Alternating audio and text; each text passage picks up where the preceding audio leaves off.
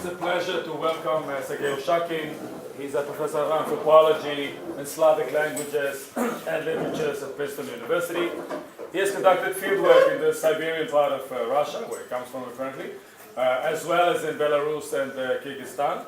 His research is concerned with transitional processes and situations from the formation of newly independent national cultures after the collapse of the Soviet Union to post-traumatic identities and hybrid cultural forms. First book, The Patriotism of Despair, Lost Nation and War in Russia, focused on communities of loss and exchange of sacrifices in provincial post-communist Russia. His current project explores Eurasian post-coloniality as a means of effective reformating of the past and as a form of retroactive victimhood. This should sound very familiar to all of us here. Oushakine's Russian language publications include edited volumes on trauma, family, gender, and masculinity. Professor Oushakine is director of the program of Russian and Eurasian Studies at Princeton. We're happy to have you here. Yeah, thank you. Yep. Thank you very much for the invitation. It's my second time here, though I was just told that my first time was in Jerusalem, and I was told that doesn't count. So, yeah. So I'm really enjoying it. The things I will be talking about today is a part of a book project that I've been working on for the last several years. And it's based on my fieldwork in Minsk and Bishkek, which is to say in Belarus and Kyrgyzstan. Is it okay if I sit? Sure. Yep. And I hope you can see the things. Yes. Right. Okay. So, and I'm interested in understanding how these newly independent countries articulate and represent and conceptualize their independence and sovereignty, given that they were fundamentally shaped by the Soviet experience. And Belarus and Kyrgyzstan, in this case, are really interesting because the countries never existed independently, so the Soviet influence was really dramatic. With Belarus in particular, for those of you, generally, actually, this talk doesn't require any additional knowledge or preconceived knowledge, so it's mostly kind of case studies I will be talking about. But just to give you some ideas, from the revolution till the Second World War, Belarus kept growing through the several kind of divisions. So it became much bigger than it was in 1918. 17. So you could see on these maps the progression. But during the Second World War, of course, the composition of the population changed dramatically.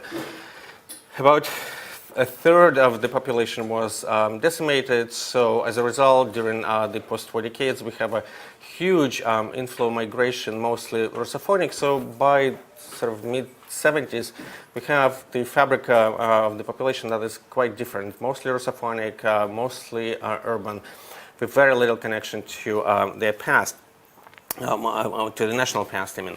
So my attempts to approach these places through the lenses of postcolonial studies come from the field experiences again. Local intellectuals actively evoke ideas and concepts of postcolonial studies. Gayatri Spivak was translated, Homi Baba was translated, some Walter Mignoli was translated, and some of them even came to Minsk.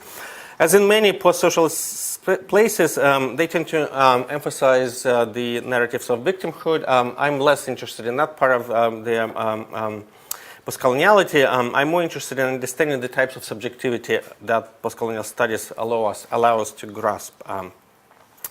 And the talk today will be mostly about photography. And again, I stumbled upon it rather accidentally. A lot of people during the interviews kept telling me about the Minsk School of Photography that I never heard of until I went there. So eventually I started interviewing those photographers, and then gradually over the years I accumulated quite a big archive of their digital and printed work. So that's what I will be talking about today. Okay, so I knew I had to do it, and this is how Andrei Linkevich, a visual artist from Minsk, explained to me the history of his double heroes. The photograph provoked quite a stir in Belarus when an independent Minsk gallery, there are two in town, showed it in 2012 as a part of Linkevich's massive photo project called Goodbye Motherland. As Linkevich recalled it, the leading philosopher of the Belarusian opposition, Valentina Kudovich, whom I'm quoting there, highly praised the work by saying, "Finally, someone showed it." Other viewers were no less excited, but instead of praising the artist, they threatened to sue him for denigrating the memory of the Second World War. To be honest, Linkevich continued in an interview with me in 2014, I really hope that 15 years from now, these double heroes would be on the walls of our national museums, because it is a fundamentally important photograph for me and for our society in general. So what is so fundamental? What is so fundamentally important about double heroes? This color photograph is a static double portrait of two male soldiers cropped at their waist. The men stare intensely yet patiently at something that is located on their eye level but beyond the limits of the picture. Their faces look identical. Their postures are identical too. Their uniforms, while clearly different, also show a strong formal family resemblance. Both men have similar field caps, shoulder straps, rows of metal buttons, and so on. This exercise in the formal repetition, however, is radically undermined by two minor elements. The man on the left has a Soviet Red Star on his field cap, while the man on the right has the German eagle embroidered above his right breast pocket. And like if you enlarge it enough, you'll see that sort of swastika there is carefully blurred. A formal repetition turns out to be a production of an ideological conflict, a visually harmonized combination of existential enemies. But there is a certain calmness, if not coldness, in the way these two men are presented. There is no animosity or even a slight hint of tension in the photograph. In fact, the double portrait delivers a strong objectivist message. It doesn't judge. It just lists available historical alternatives. Partly, this distancing effect is an outcome of the frame's visual structure. By positioning the soldiers diagonally away from each other and away from the viewer, Linkevich transforms the canonical military portrait. The usual theatrical body display in front of the camera and the beholder morphs here into an absorptive depiction of the characters looking awry. Just to give you sort of an example of a typical military portrait, it's called Chuck from 1920s. This transformation of internal conventions of the portrait genre significantly influences the external perception of the photograph. The skewed orientation of the figures and their skewed outlooks frustrate the possibility of the visual exchange between the eyes of the personages and the eye of the viewer. The visual orientation of the characters is in discord with the position of the viewer, who is being forced to divide his or her attention between the two equally meaningful figures. The soldiers are posing, inviting the gaze, but they are not posing for the viewer of the photograph. In fact, they purposefully ignore the viewer. This pictorial disengagement is amplified further by the deliberate erasure of the photographic context. In the photograph, the soldiers are placed against the empty off-white background that suggests no vanishing point, which could have provided some sense of depth and incorporated the viewer into the picture. The absence of shadows makes the appearance of the double even more decontextualized, neither from the point of view of its internal geometry, an absent vanishing point, nor from the point of view of its narrative organization, soldiers looking askance. Does double hero offer a logical entry point into the frame? As a result, the viewer's perspective is fundamentally unsettled. There is no historical context to interpret, there is no clear vantage point to assume, and there is no obvious visual path to complete. Without a clear-cut perspective, the viewer is suspended in a state of an epistemological confusion and visual uncertainty. Could these double heroes be twin brothers? Are they saying that for each Red Army soldier, one could easily find a local collaborator with the Nazis? Or is this double portrait a portrait of a double agent? And if so, are we supposed to read the repetition as a diachronic transformation of the same person from the communist left to the Nazi right? Is this photograph an allegory of the nation, which is doomed to be stuck with politically incompatible regimes? Or is this a visual meditation on the benefits and pitfalls of survival through acts of transformative mimicry? And whose heroes are the soldiers anyway? In Double Heroes, I explore the theme of a neutral, scholarly attitude towards the history of the Second World War. Linkevich clarified his analytic approach in a public interview. The source of inspiration was for the work was a TV story about historical reenactors in Belarus. As the artist told me, I quote, "The majority of these reenactors actually have two full sets of the uniform. One is the fascist and the other one is the Soviet. Depending on the need, they could perform on either side during a reenactment. I was completely shocked to see these people being totally neutral in regard to the Second World War. All they could care about was the authenticity of their buttons, the proper shoulder straps, and the exact overall outlook. For them, it made no difference whatsoever which side to fight on." This struck me to the point of sheer madness. Namely, here there is someone who could go and fight the fascists today and the Soviets tomorrow. Linkevich's conflation of history and spectacle, of the past and the present, is indicative. History is not quite history yet. The war past still plays itself out today and even tomorrow.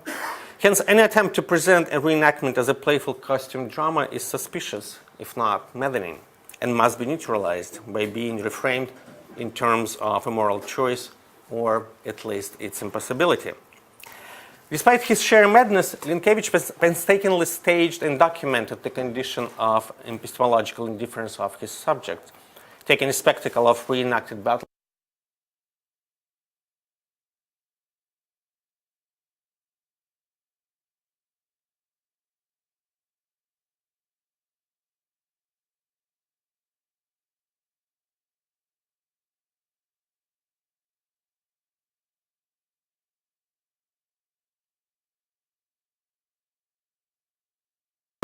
ability to fit diametrically different uniforms and scenarios without losing face.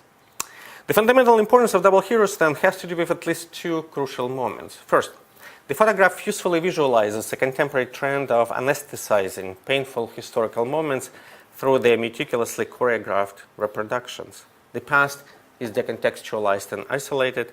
It is reduced to its material indices, buttons, belts, chevrons, and so on. This reduction, however, is not necessarily an operation of simplification. Rather, it is a mode of transcoding. History is approached as a museum of perceptible objects, as a gallery of ready-made pieces which could be reappropriated, reassembled, and reactivated. In place of memory, there are mnemonic objects. This focus on various aspects of materiality may make possible another dramatic shift from social contexts and social relations to textures, colors, shapes, sounds, volumes, and so on. Facts become overshadowed by what Russian avant-garde artists of the 1920s called factura, that is to say, by the tangible characteristics of historical artifacts. As double heroes make it clear, what really distinguishes one man from another is neither the individuality of their faces nor the specificity of their surrounding, but the distinctive ornamentalism of their sartorial details. Difference is not a manifestation of some deep essence anymore. It is a result of a relation between the elements on the surface. Secondly, double heroes offers an important model of subjectivity, both within and outside the frame. And Linkevich's reliance on the genre of the portrait is crucial here. Unlike many forms of mimetic representation, the portrait blurs the distinction between the medium and the object of representation. The usual role of the portrait is to convey, in fact, to document visually the referent. However, in the case of double heroes, the careful realism of the photograph exploits the conventions of the portrait only to radically subvert it from within. By doubling the face, Linkevich transforms it into a placeholder. Creating the surplus of the individual, the duplication effectively functions as its erasure. Or to be more precise, the method of duplication works here as an operation of unmasking. Mimetic realism results in semantic opacity. No differential relationship between the two faces could be easily established. This defacement as unmasking does suggest a certain double logic, though. The doubling of the face could be read as a pictorial articulation of the idea that there is no self prior to a socially demarcated existence. In other words, without the signifying stamp of the uniform, all faces are alike. There could be, of course, an opposite interpretation, too. The reappearing face is a symbol of the ontological constancy that deprives signs of political belonging from any referential quality. Uniforms are just examples of camouflaging outfits, easy to replace during the masquerade of survival. In either case, the semantic ambivalence of the face in Double Heroes provides a structural possibility for the comparative analysis of the two figures. Through transforming the facial features into a repeatable formula, the act of defacement highlights the individual's ability to serve as a corporeal vehicle for a compatible ideological science. The traditional balance between the epistemic and the pictorial that characterizes the portrait is completely shattered in this photograph. The portrait genre is utilized not to represent the referent, but to materialize its non-transparency, if not absence. Withholding any hints of a solution for the depicted dilemma, Linkevich's heroes leave the story about the constitutive duality of the portrait open. They draw our attention to epistemological and identificatory possibilities that might reside in constant oscillation between the alternatives, in various techniques of non-alignment, and in diverse practices of the dispassionate embodying of historically available shapes. Reproducing historical formulas and visual cliches, Linkevich objectifies the past. The semantic capacity of the photograph is used as a foundation for building a complex syntax of visual relations between the viewer and the double portrait. Double Heroes is a form of reported speech, a deliberate exercise in practicing a borrowed language.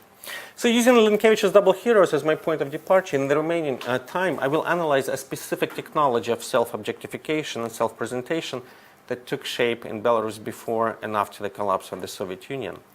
I will be dealing with the works of two prominent contemporary photographers, Serguei and Igor Savchenko, who are associated with the so-called Minsk School of Creative Photography, which emerged in the end of the 1980s.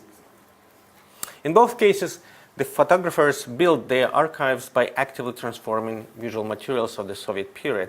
Their art is the art of recycling, the art of working with ready-mades.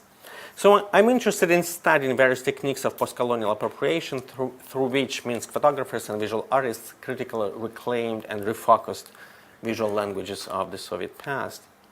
I will refer to this technology as vicarious photography to make apparent both the ready-made nature of its sources and the type of indirect and unmasked subjectivity that it portrays.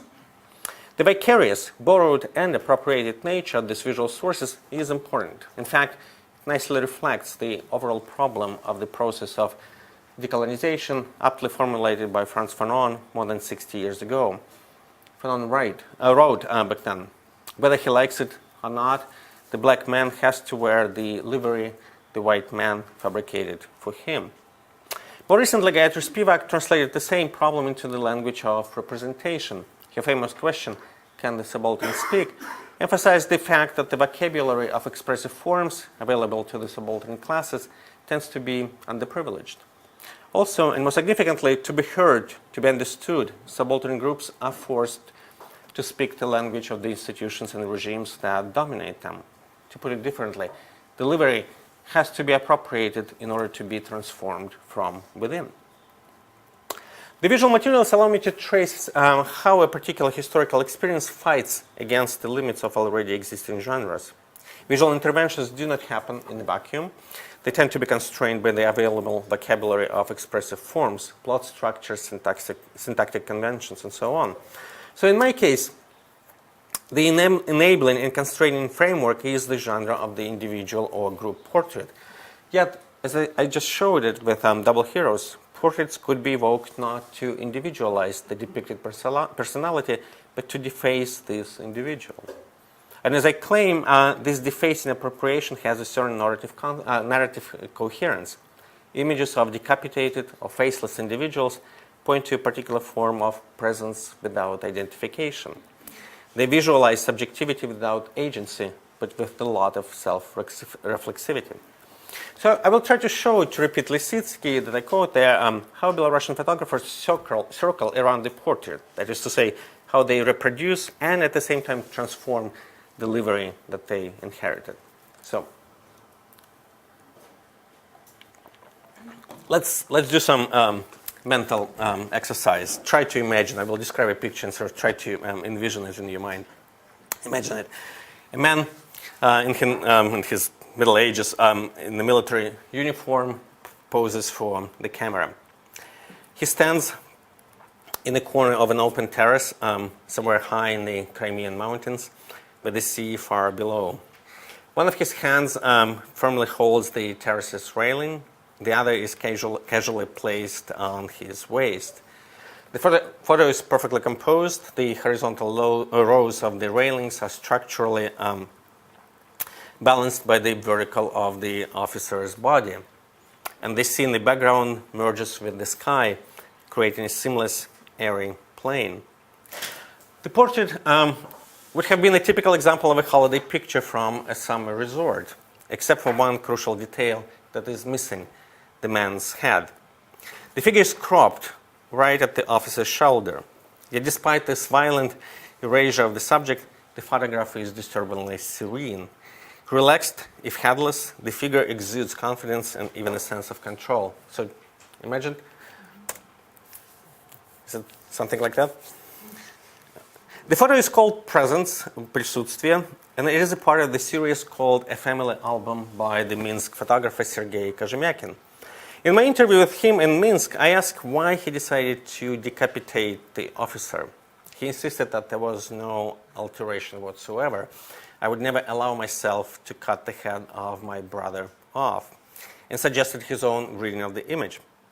In 1989, when he started working on the album, Presence, Присутствие, was a term routinely used to refer to the Soviet invasion in Afghanistan as in the presence of a limited army contingent, присутствие ограниченного контингента. Kazhemyakin fused a political cliché with a ready-made image of his brother, a military officer, offering a play with a stereotype, as he called it. His playful appropriation transformed the mechanical cut by the camera into a conceptual tool of sorts. The confident self-presentation of the body, unencumbered by the presence of mind, created a visual allegory for the unpopular and badly conceived military invasion. The image was certainly a certificate of presence, as Roland Barthes defined photography, but this presence certified the absence of the subject. It was a presence that made identification with the depicted individual quite impossible. There is another type of absence that this re-photographed portrait conveyed. Kazhemyakin's own authorial presence in the production of this photograph is strikingly immaterial. He activates a visual record of the past without leaving any traces of his own intervention. The visual record of the past is reenacted but not appropriated. The author prefers to stay outside the frame, dealing with history from a distance. This retrospective activation of the photographic record captures well the techniques of figuration that were elaborated by visual artists of the Minsk School of Photography before and after the collapse of the Soviet Union. Their emptied subjects, defaced but camouflaged, presented subjectivity as a vocabulary of poses and costumes that could deliver their semantic effect even when the identity of the performer could not be established. Because of its vicarious nature, this second-hand photography draws attention not to the expressive, but to the editorial capacities of the vicarious photographer. Found photographs are selected, combined, and visually transformed, producing a post-factum archive of the period that is gone. Such postcolonial archives rely on visual analogs of reported speech, demonstrating their constitutive dependency on pre-mediated forms of expression. The derivative quality of this visual production vividly exposes the paraphrasing devices such as refocalization, resequencing, recomposing, or tonal flattening, and I will be talking about that in a minute, through which the available historical records are recaptured. In a sense, they offer us a set of techniques of dealing with the past that cannot be completely erased or rewritten. The interventions are done from within, but their effect, nonetheless, is crucial for undermining the original conventions of representation. Bill Ashcroft, a scholar of postcolonial studies in Latin America, usefully observes that the colonized culture could absorb dominant forms by, quote, making them bear the burden of a different experience. Such tactical occupations, as he called them, deploy dominant representations against their culture of origin in order to control frames and forms of self-representation. So let me go back to Kazhemyakin's album to show how he performs this art of tactical occupation. As I mentioned, the family album is based on ready-made photographs, and its subtitle, Real Photographs from Real Life, 1953-1989, pointedly emphasize the documentary quality of these instances of reported speech. All the original photos were found in the archives of Kozhemyakin's parents and his brother. In the series, he assumes a position of externality vis-à-vis the genre and history. His own authorial presence is not manifested directly, but the photographs that he carefully selected do expose the work of the photographic medium. The framing and structural intrusions of the camera are hard not to notice.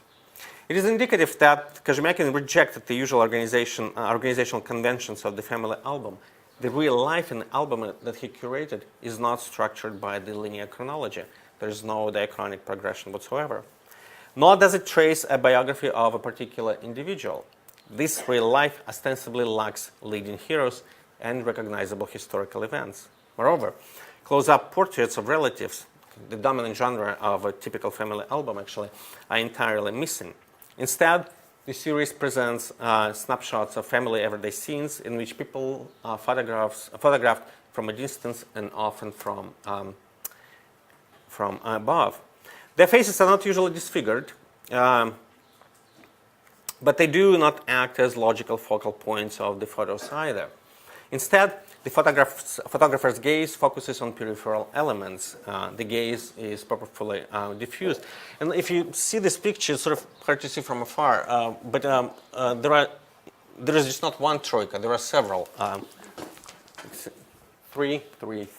So in other words, like to understand what the picture does, sort of like your gaze has to sort of travel around the whole surface of it. So, in a sense, this album of ready-made photographs presents a particular view of history that celebrates the eccentric and the marginal. To give you another example. I want to emphasize, though, that this resistance to cohere and the avoidance of any thematic or temporal commitment that the family album highlights are not random. They are carefully planned aesthetic effects of Kozhemyakin's compositional strategy. They are indeed expressions of postcolonial presence in which the imperial past is rarely perceived as a sequence of frontal portraits organized in narrative progression, for instance, like in this one. History neither gels nor crystallizes here, but it makes itself available indirectly, obliquely, fragmentary, and often out of focus. So what we see in this album on the structural level is a productive embrace of the method of duplication. However, the copying and the replication of ready-made artifacts do not reconfirm the equivalence with the copied original. The duplication does not reinforce the continuity with the original source. Instead, the doubling introduces an unsettling ambiguity. Another work by Kozhemyakin, his Transformation of an Image from 1988, shows this especially well. Technically, the photograph is not a portrait as such, or rather it is a serial portraiture of a canonic monument of standing Vladimir Lenin. 4 copies of the same photograph were developed separately before they were assembled and rephotographed as a single image, so we have multiple duplication. And I should mention, actually, all these photographs have been done before the arrival of Photoshop, right? So it's all kind of digitally, it's from the pre-digital epoch, from pre-digital period. So they had to do it kind of manually. Sort of, there is a lot of engagement, sort of manual engagement with these shots. So the compositional structure of Transformation is deceptively transparent. A thin white grid neatly brings together and isolates 4 identical segments in which a vertical figure of Lenin functions as the visual and semantic focus. In spite of the organizing grid, changes in light and density of each frame are not linear. This sequence image suggests no obvious way to begin, though it is tempting to read the composition as a progression from the bright days of Leninism to its twilight. The differential toning of the empty space is minimalist in its technique, but it's crucial in its impact. The tonal modification of the segment gradually flattens the sculpture.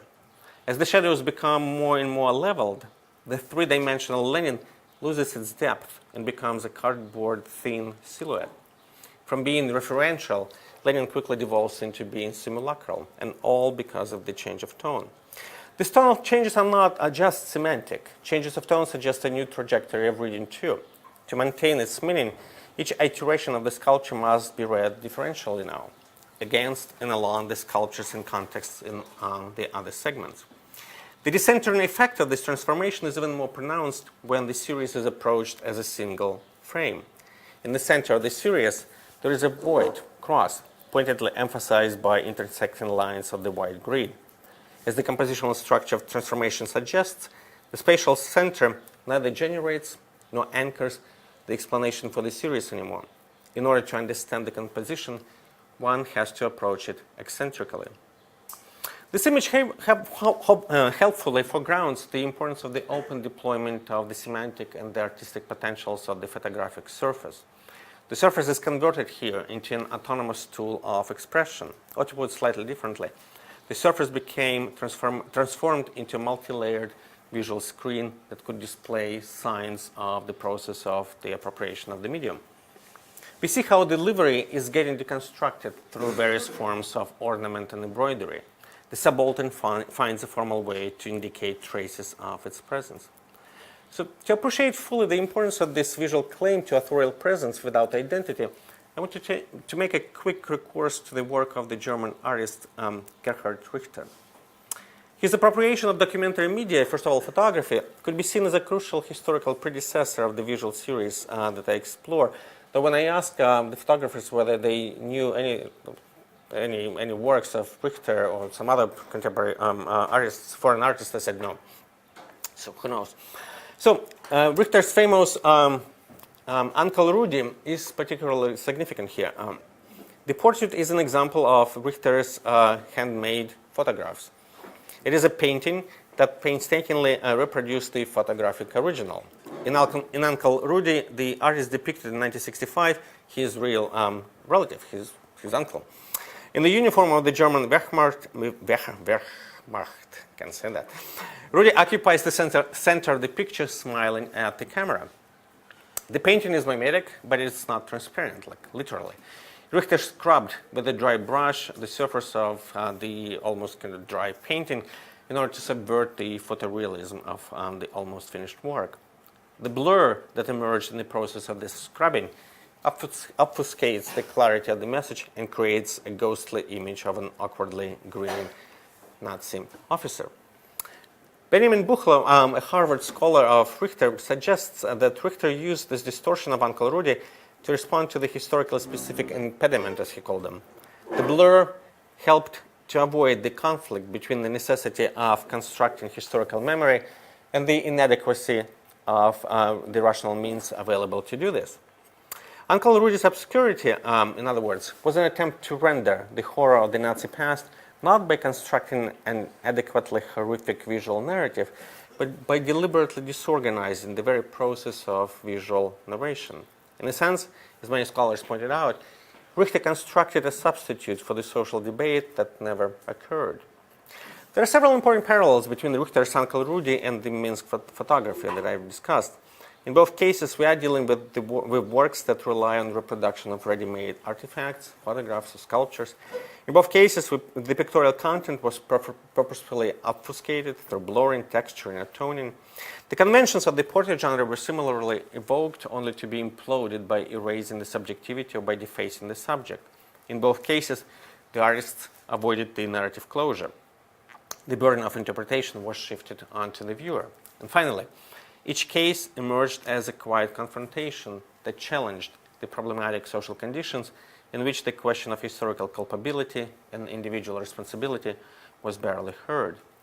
So by drawing these parallels, I am far from suggesting a historical equivalence between Richter's post-Nazi situation and Belarus' post-colonial condition. The unrepresentable that each case was trying to negotiate was very different. But I do think that the similarity of formal engagements with the past that could be neither transformed nor overcome underscores the same basic ontological problem. When the necessity to represent historical experience, colonial or otherwise, is constrained by the inadequacy of representational tools, one might embrace these tools to expose their inadequacy. Such purposeful combination of semantic minimalism and representational deficiency reached the most developed form in the work of Igor Savchenko, who was born in 1962, and Kozhemyakin is slightly older. He was born in 1958, I think. Savchenko is probably the most prominent visual artist from Minsk. His visual work brings together major aspects of dealing with history through second-hand sources that I've been tracing so far. He also works in series, or cycles, as he calls them, which present a highly eccentric view of the past. The cycles also reject any attempt to point to the historical depth. Instead, they surf history and historical documents. On the one hand, the photographic surface becomes a platform for interaction, but also many individuals are reduced to their material surfaces. For instance, their clothing, delivery, replaced disappearing subjectivity. Savchenko's works are a perfect example of reported speech. All original materials, the photographs from 1930s and 1960s, were found or bought. However, Savchenko's works are not duplicative. He is a reporter and an actant at the same time. He reproduces the visual discourse of the past, but in the process of this reproduction, he shifts the direction of the discussion. Like Kozhemyakin, he avoids frontal confrontations with visual records and appropriates them in a somewhat slanted way, situating himself in the field of visual action indirectly but quite prominently. He uses standard textual gestures, blurring or scratching, but he also submits found originals to various forms of optic, again, pre-digital transformations. For instance, he would enlarge and crop a particular segment multiple times so that a minor detail from the original could re-emerge as a new focal center of the visual story. In other cases, figures could be lifted from different sources and recombined in a single frame through multiple exposures. The appropriation of the ready-made visual stock works as a process of alteration here. It is crucial that these vicarious techniques usually do not retrofit the representational remains of the past with contemporary content, as was, for instance, so common for many photographic projects in Russia in the 1990s. And I wrote about this. There was a whole kind of wave of projects when celebrities would be retrofitted into sort of famous pictorial examples. Like in this case, or like this one is a famous rock star, like as Dürer, and this one is, of course, Rembrandt with all the political figures. What is interesting here, like sort of they do claim kind of the position. Vicarious, this rock star, when asked about the portrait, said, like, yeah, that's me, right? Even like, of course, like it's not, but. So you don't see that at all, like sort of this kind of attempt to claim the history, the previous historical frames which is absent in Minsk. So it is crucial that these vicarious techniques in Minsk usually do not treat, as I said, like sort of do not retrofit representational remains of the past. The postcolonial appropriation works differently. The reappropriation of historical frames in vicarious photography is not synonymous to the appropriation of history. Control over the process of representation is discovered in the method of revision and recomposition. So breaking the analogous relationship between images and their subjects, this form of appropriation undermines the basic assumption about photography's ability to lead us back to the body that created the imprint, as Christopher Pini put it. So it is indicative that Savchenko's cycles offer no individualized information about portrait subjects at all, right? Anonymity is the default choice here. History is approached mostly as an assemblage of decontextualized historical types, outlines, or imprints. He doesn't date the original of his cycles either. Instead, he signs the transformed image and indicates the year when the frame was reappropriated, or rather, reauthored. Similarly, it is impossible to tell whether individual photographs of a cycle were derived from the same original or were taken from different sources. All traces of possible pictorial kinship were meticulously suppressed. The final images do not reveal their roots. The past, Savchenko seems to suggest, is not about origin. These second-hand photographic records are torn out of their temporal and historical settings and reclassified under whimsical rubrics like alphabet of gestures, shadows, faceless, mysteria, about love, about happiness, and so on. Externally imposed narrative axes reorganize newly recorded historical traces, suggesting a highly curated vision of the past. In an interview in 2014, I asked him about the ready-made aspects of his visual art and the temporal limits of his sources. The answer was unexpected. I tried to push him and ask about the nostalgic quality of this project. He said no. As a photographer, he explained he could never succeed in capturing things that, I quote, would interest him. His own photography, he admitted, was missing something fundamental. Something was not quite present in it. So he kept looking for something that would appeal to him.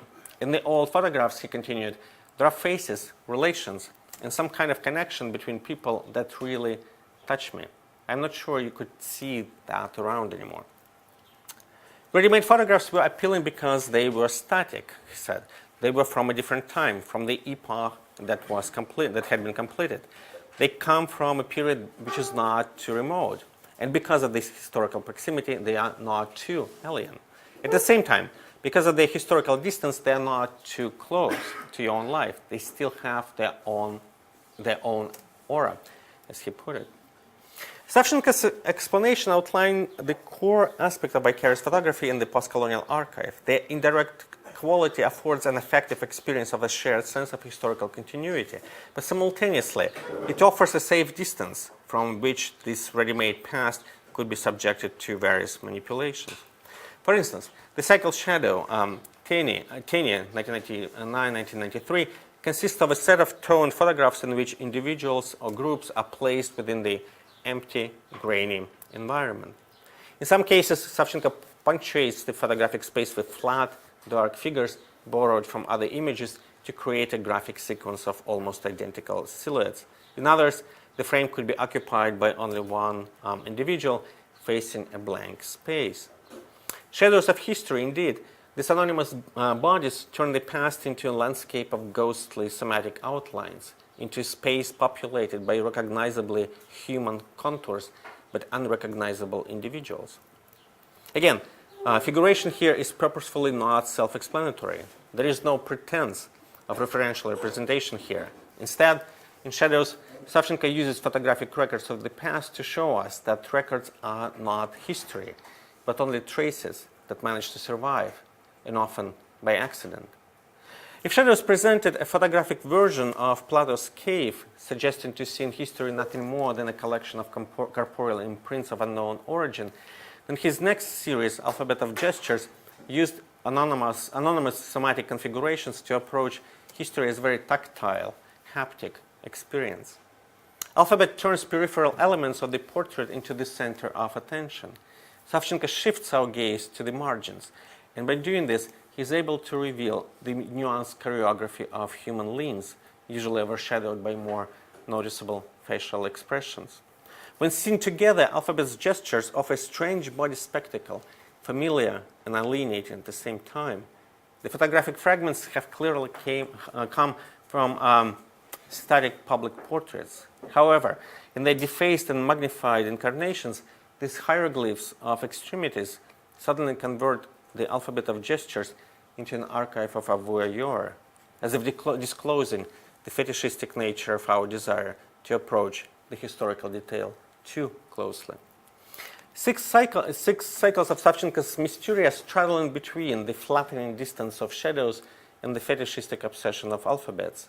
In the series, Savchenko used overpainting in addition to his usual cropping and refocusing. For example, this Mysteria 1 from the end of the 1980s contains a set of portraits in which red dots or red lines were drawn over people's faces or in their backgrounds. Savchenko told me in an interview that he used paint to highlight already existing cracks and scratches of the original photographs. As he put it, I quote, "For me, these defects of the originals were traces of time, traces of those forces, of those elements of the period. There was something powerful going on back then, hence the red color as the most appropriate in my view." The overpainting, in other words, is not only a way of retracing history, but also it is a way of establishing a haptic connection with it. It is a form of access to the past and, at the same time, a tool of editorial control over it. Some images had a handwritten sentence caption at the bottom of the margin, so like this one. In the end, these interventions result in an intricate palimpsest of layers of appropriation. So we have a cropped image from an acquired photograph, which has been painted over, narrativized, signed, and redated below. Right? What this layering allows Savchenko to achieve then is a non-committal relation with the past that is kept at a distance and at the same time is being imprinted with marks of adoption. This adoption is more formal than substantive, and the alleged caption, like for instance, yes, of course, but it doesn't mean that the last judgment doesn't exist, helps little to clarify the nature of the artist's intervention. But like the red paint, it chronicles the act of intervention. If the ready-made nature of the vicarious photograph effaced the authorial self, then multiple tactical occupations of the photographic surface reinstate the authorial presence in a non-transparent and obfuscating way. It is useful to contrast Savchenko's work and his explanation with another painting by Gerhard Richter, somewhat similar from the point of view of its technical characteristic.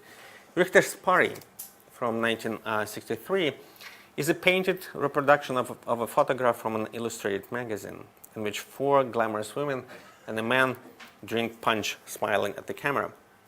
While recreating the photograph, Richter substantially corrected the original. In the painting, people are covered with bloody scars. And the scars are not merely illusionistic. They are physical cuts in the canvas, which have been stapled, stitched, and painted over with bright red. Analyzing the painting, Eckhard Gillen, a scholar of Richter, reads slashes and bloody additions in Pari as an example of what he called capitalist realism, as materialized signs of Richter's critical distancing from the content that he recreated.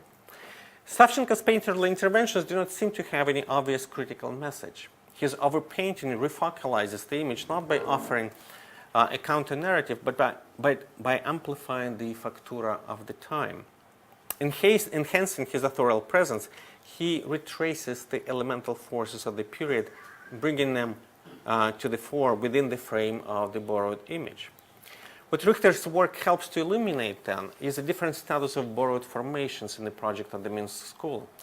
The goal of vicarious appropriation is not to alienate found objects pictorially, but to use them as vehicles of substitutive presence.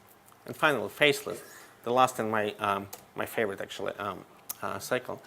It brings together multiple techniques of the scopic revisioning of the past. The cycle includes individual portraits, like this one's, in which faces of individuals are completely hollowed out. Also, there are mini-series in which individuals disappear gradually, one after another, and I'll just show you one. So that's the starting one.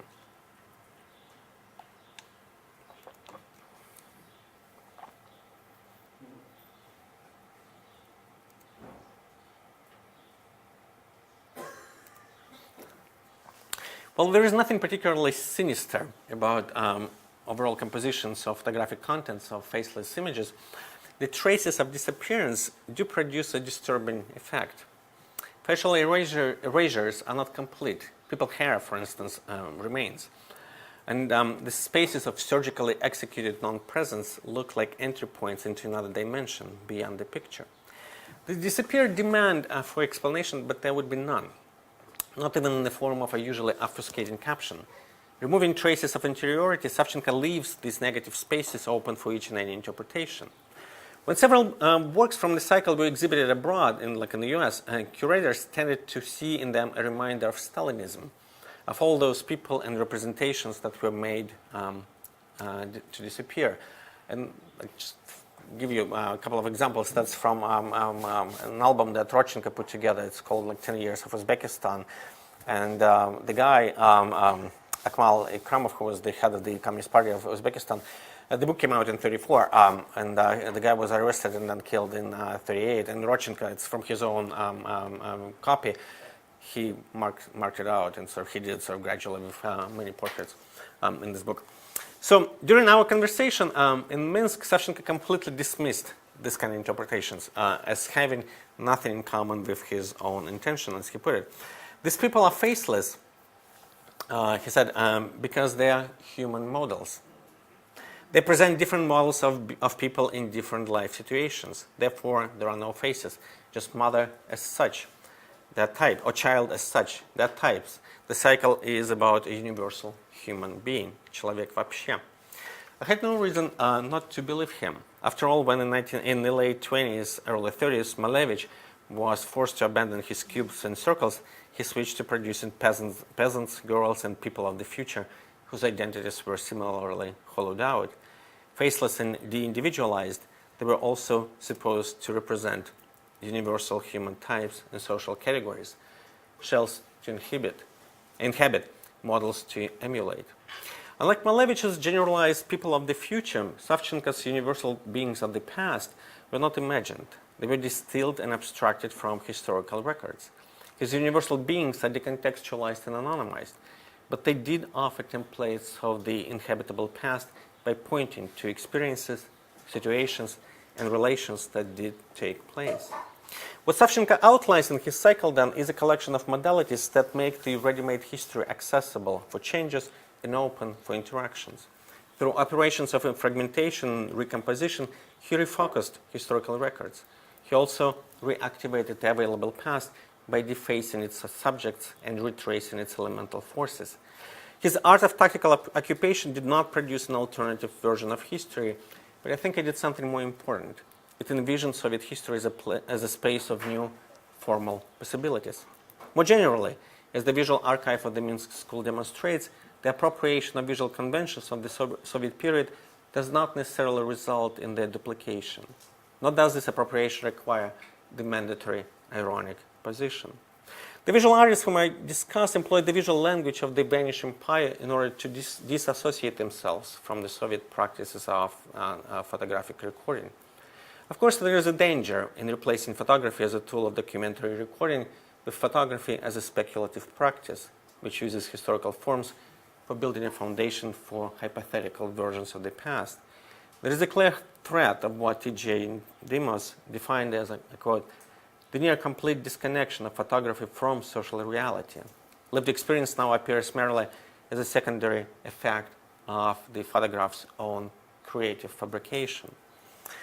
As I have tried to show, such disconnection does not have to take a shape of a flight from reality, though. As the visual archive of the Minsk School demonstrates, this distancing could also provide a necessary opening for generating forms of critical engagement with available photo objects left behind by the vanished empire. Through erasing subjectivity and abstracting imprints of lived experience, the vicarious photography articulated a model of dealing with history that allowed presence without identity or identification. Thank you.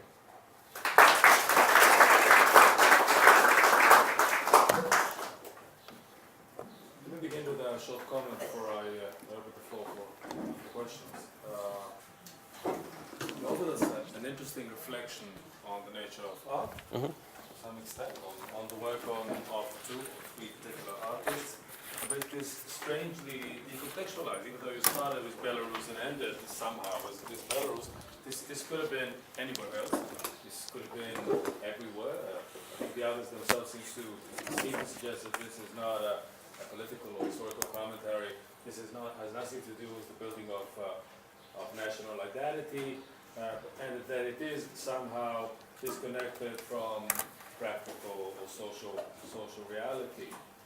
Now you are a social historian and an anthropologist. Tell us something about context, because this is what we're interested in. How, in your view, does this in any way transcend the basic questions of the representation or the representativeness of representation to the particular question which you have been alluding to, namely the way Belarusians create, recreate, rethink their identity, and how this is connected with historical identity, with these visual representations. Tell us something about that. Yeah. Well, I mean, it has to be decontextualized, but there is only so much I could do in one talk. And I have written on other forms of dealing with the past. Like the book I'm writing sort of is about that. So what we see here, and the reason why I'm interested in this in particular, is that it goes against the emerging tendencies. One of them is a complete erasure of the Soviet past. So there is a lot of investment in presenting and bypassing the history by going back to the beginning of the century when in 1919 Belarus had like 4 months of independence when the German troops were there. So there is this attempt sort of to present the Soviet past as something that was a mistake, as something that didn't matter or didn't have any repercussions or effect. In this case, sort of... It's Soviet past, it's just past. They don't have any other past. That's the only past they have. Not quite true, because another trend, a very strong one, is to revitalize the past of that they like. Namely, a lot of intellectuals are talking all the time about the Great Duchy of Lithuania as an example of sovereignty that they could have had. And like I spent a lot. I don't know how much of you know about that, but I spent a lot of hours listening to these narratives, how every Belarusian had a castle and that kind of sort of nice stories. Right. So in this case, we don't have that. Right. In this case, we have an engagement with the past that doesn't amount to its erasure, but still it's a relatively critical one. So they are trying sort of to locate themselves in the past without completely sort of hollowing it out, and that's what I find quite productive. And of course, like you need also to read against the intellectual production that is happening at the same time.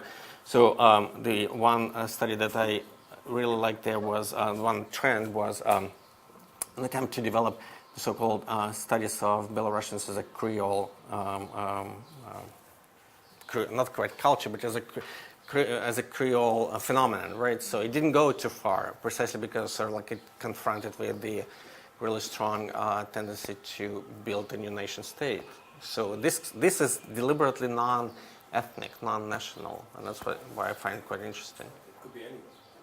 Well, I don't know. I mean, sort of like when you have this engagement with the second-hand material suddenly, so there is a pattern. I don't see it in Russia. It could be there, but it's not there. Yes, please. Thank you. Just introduce yourself before you ask the question. Sure. My name is Untitled Chapter, and I want to ask you about your use of the postcolonial framework. Mm-hmm. I sort of thought that it was a little bit of livery that you're adopting in order to transcend or transform. That is, it's not Franz Fanon exactly, as far as I could see it. Mm-hmm. I understand that this is different than the retrofitting that you've written about earlier. It's less ironic, it's more sincere. Mm-hmm. But I'm not sure. I didn't see the clear power structure that I think I associate with the post-colonial framework. Mm-hmm. Certainly not the outward signs or in terms of skin color means. Mm-hmm. And I mean, from what you said at the beginning, and also about the immigration in the 70s and Mm-hmm. just now about this also sort of slightly equally imagined history about the Duke of Lithuania. Can you just say more about how that works, and are you using that in a traditional way? I mean, what's going on with the post-colonial? Well, you can't. I mean, partly the reason why I started using it, post-colonial approach, is because they're talking about this. They're talking about decolonization, anti-colonization, and this kind of thing. So I cannot ignore it. But the way they use it, as I mentioned in the beginning, is it doesn't strike me as very productive. Namely, sort of like it's mostly about victimhood, right? You cannot use the post-colonial theory as we know it. You can't apply it kind of wholesale to the region, partly because the empire was very different, the colonization was very different. So you don't have, because we tend kind of to take as a norm the form of the empire that is the overseas empire. Here we are mostly dealing with kind of a version of kind of settlers colonialism, where the distinction between the colonized and the colonized is often pretty blurred. So you kind of so as a result, I think the post-coloniality would be the same when the past is not clearly marked as colonial or anti-colonial or imperial, right? So they have to deal with this. They have kind of to negotiate and figure out sort of which past is theirs they would like to pick and which one they want to reject. And that's why sort of I'm trying to show this model, right? Kind of when they appropriate the framework, but they feel sort of more comfortable with erasing some parts of the content. So they're still looking for the framework because they don't have one of their own, or at least like there is nothing easily available yet, right? So that sense of postcoloniality allows me kind of to highlight precisely this kind of presence without identification. That kind of I like to play with this idea, right? So still you need to demarcate, you need to present, you need to borrow, you need to wear this livery, right? But it doesn't mean that sort of the livery could not be reconstructed from within. So the buttons, the chevrons, like are your own. So my point is, like, you're trying kind of to deconstruct gradually, patch by patch, the slavery. So we can't afford, or you don't have means to completely reject it right away. Is it But their term or yours? delivery or? The post-colonial. It's theirs. No, I mean, yeah. Okay. Like, for instance, sort of, they invited Mignola, who writes a lot about decolonization. So they translated some of his pieces, and then they made a round table around it. And so, but if you read it, it's published, so in Russian and in English. But if you read it, it's kind of interesting. So Mignola tells, like, in his sort of works on decolonization, saying, like, well, look, like, we shouldn't be taking European modernity as sort of the only way to think about ourselves. And he goes on and on, saying that sort of we could go back to, you know, the indigenous ontologies and that kind of stuff. Right. So then there was a discussion by Belarusian scholars who were saying, like, well, actually, we need to go back to Europe. When I asked Mignola, do you realize, Mignola doesn't read Russian, of course, when I asked him, so do you realize how they interpret your work? No. He doesn't, so like he has no ideas about that. No, is he interested, right? But so for them it's interesting. So like they borrow certain parts, or the insistence on decolonization, for instance, from the Soviet experience, or I don't know, from the Polish experience, right? But at the same time, the ultimate goal is yet another form of incorporation into a larger structure that is not theirs, right? And of course, like, sorry, we have a situation where decolonization there cannot be Marxist. Or postcolonial studies could not be Marxist, certainly extremely anti-Marxist. So this is yet another sort of kind of worms that I didn't touch, right? So, but they do appropriate the terminology, right? And it's the same sort of, for me, it's the same instance of a reported speech.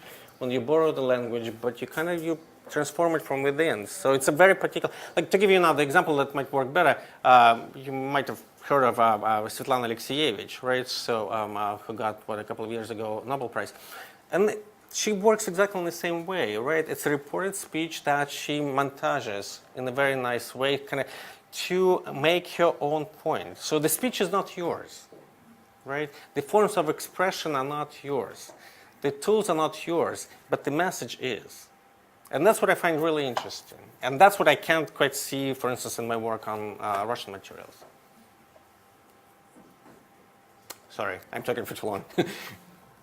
Yes. Speak up. Two sets of questions. One is, it's a very interesting material, but to me it's almost like a miracle, because I don't understand its conditions of possibility. Perhaps you can say more about that. Because when you compare it to Richter, what puzzles one, I'm sure, is that to a large extent, Richter is an intervention in art history. He's very knowledgeable of art history, and frankly, he's more relevant to artists, to philosophers of art and art historians than to politicians, that I don't care that much about. Now, you imply, I'm not sure, that the Belarusian photographers do not reflect on their move as a move in the history of photography or the history of art. And even less so, I understand its possible reception in the post-Soviet space, still very socialist realist, and again, is not aware of the cutesy Western trends in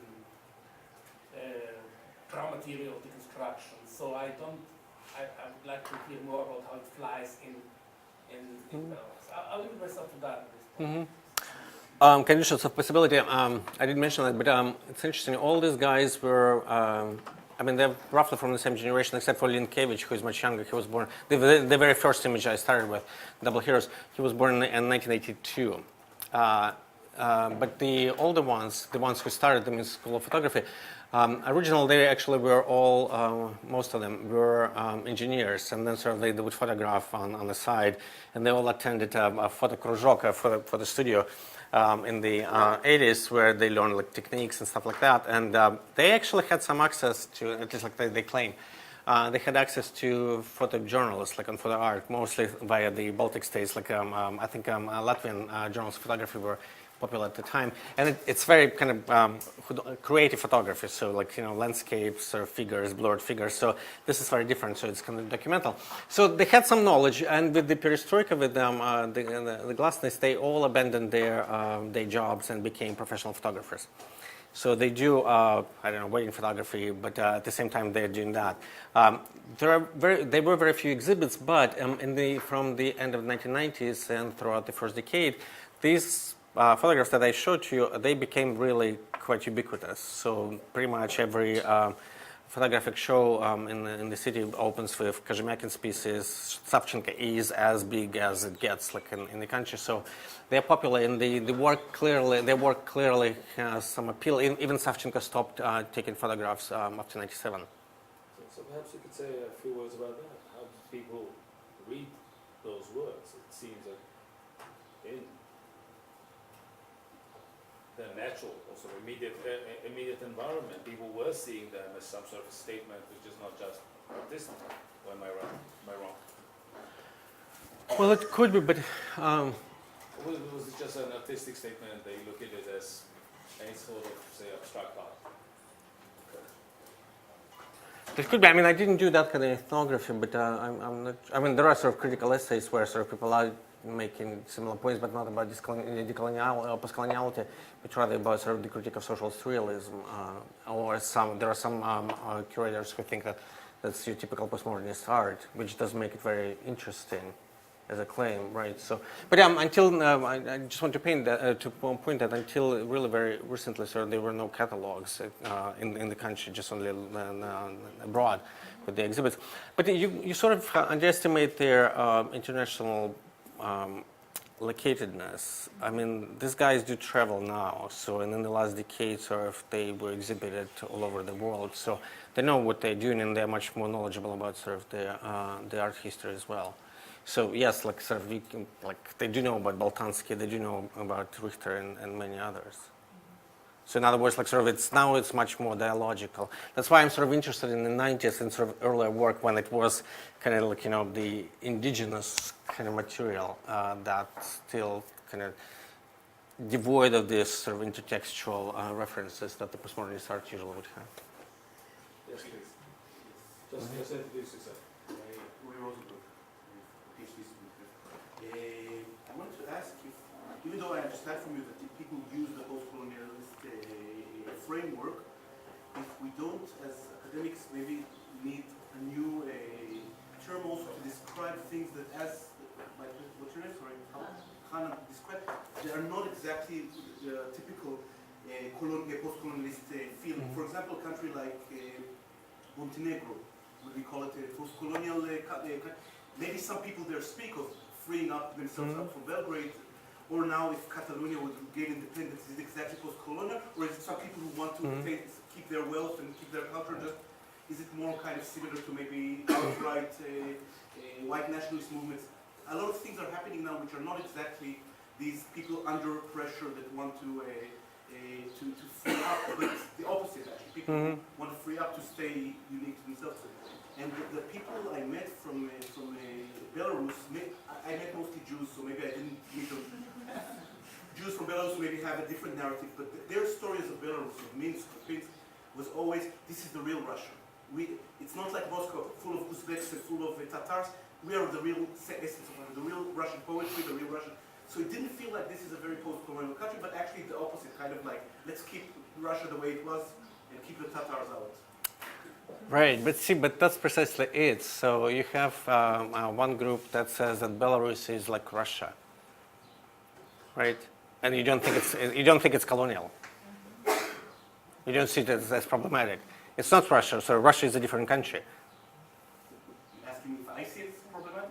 No. I mean, they don't see it as problematic, right? So, and you do have more and more people who do see it as problematic. No, it's not Russia. It's something else. And yes, what we see here again and again, and that's what this kind of type of colonialism makes especially clear, is that yes, we have groups that might rely, say, on Russian language, to express their ideas, but they still do not necessarily think about themselves as Russian. So language becomes less and less relevant, right, as a marker of your ethnicity or at least like national belonging. So, but another your larger point I think is more interesting, namely, what do we do analytically and kind of epistemologically with the situation when the postcolonial framework has been monopolized by a very particular vision of history? Again, going back to the question, when we have only one sort of normative empire, right? That is sort of like, I don't know, British, right? And so everything else has either to fit into this framework or just be forgotten. And that was true about, say, Russian Empire. So we have a very similar situation with the Austro-Hungarian Empire. So the analytics is not the same, not as robust as with the other areas, right? So why? And so there is extremely little, almost no dialogue between the scholars of the overseas empires and the other ones. And to me, it's like, well, yeah, I mean, we could have a long discussion about that, but sort of I just don't want to accept these terms as normative ones. Michael. I have two questions. Michael Zakim, Professor of American Okay, History. oh, we're old friends. Yeah. Okay. I have two questions. One's technical and one's conceptual, and I think they're very closely related.